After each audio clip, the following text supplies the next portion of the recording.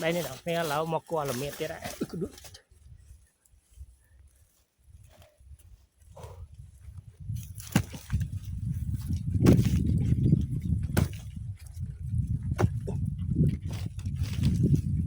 wow đó kho mơm ăn mơm như này tầm miết khang tầm lót dơ nữa mời đỏ đi này bàn mật đông đây đó đây nè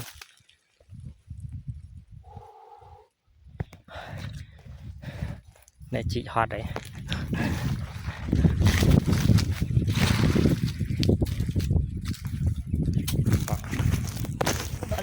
ơi vật lâu chẳng á cái chân chân nè cái ba viên đó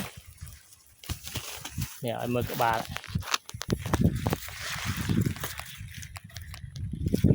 chân chân nó đừng mơ mà nè